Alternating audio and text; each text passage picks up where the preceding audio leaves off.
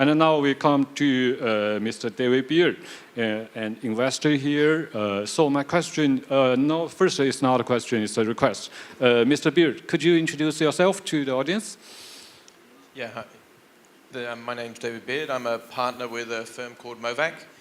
We're probably New Zealand's most experienced investor in early stage and venture capital businesses. We've been around since 1998. We've done 4 funds. Some of our funds have invested in companies like TradeMe, which is a very successful New Zealand company. It was the equivalent of eBay in New Zealand.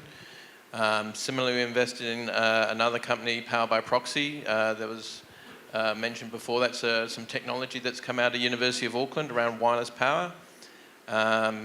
We've had some experiences going through into China and Asia, trying to promote the technology, and it's been reasonably successful, and earlier on this year it got sold to Apple. So that was quite a good from an investment and a technology and innovation point of view.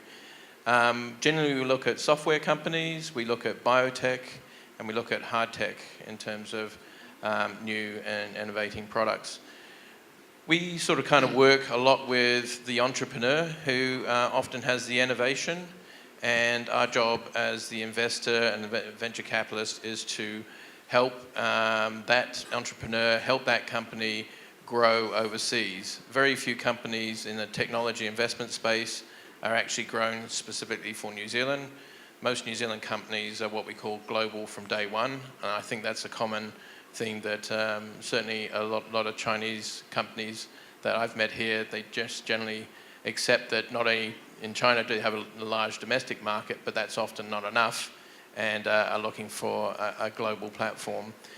We don't have that large domestic market. We have to do it all our own. That's led to some, a lot of issues around how do we get our product to its various markets. And key for that is where is our market? And I think part of the initiative that the Belt and Road Initiative has, from my perspective, is it will steer a lot more of our innovation companies more towards China, if we can do it right, and rely less on some of the current ways in which we tend to take a lot of our companies through the US, only because it's more convenient. I think the time is now right, and the opportunity is now right for us to look at exploring how we can maximize the collaborative growth between what China can offer and what New Zealand innovation can offer, and really help New Zealand innovation companies and technology companies grow. So, Mr. Beard, I understand that a major problem for investor in a small country like New Zealand is that you cannot have a large market. You cannot look forward to a large market for your investment. So a global market is vital to investors like you. So how do you understand the globalization for the future of a country like New Zealand? Yeah, I mean, I'd say that's probably our hardest problem that we need to solve when we set up innovation companies, technology innovation companies here in New Zealand. Before you actually go too far and spend too much money, you really have to define where your product is, where your product market fit is, who your customers might be, and who your competition is. Traditionally, we've done that using what we would typically call desktop research. There is the internet and Google provide us a lot of information if we're exploring the US market. Where we struggle with currently is how do we find this similar amount of information from China and the Chinese market? How do we know whether there's competitors there? How do we know whether the consumers within China would, how they would feel about these products? And to some extent, how do we build long-lasting and trust relationships with a series of people who can help along the way? Because one thing New Zealand is very good at, we're very good at innovation. We're very good at broad and really broad platform innovation, where we have an idea which can be used across a number of different industries, a number of different verticals.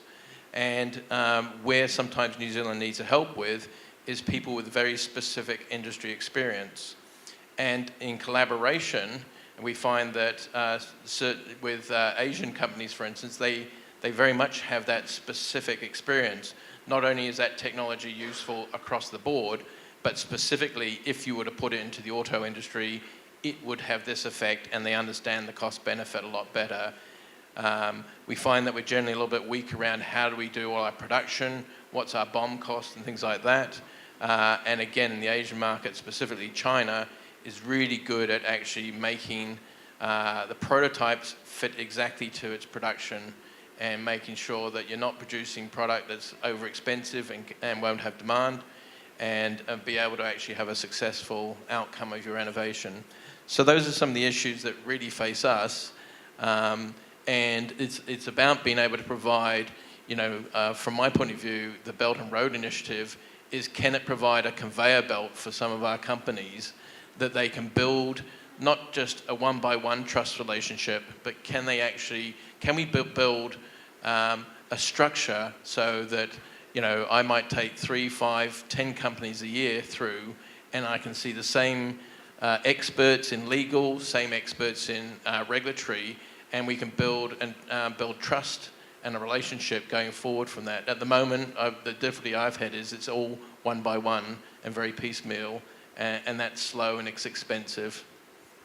Thank you, Mr. Beard. Actually, we heard that you may have known that a business company called Naspers of South Africa.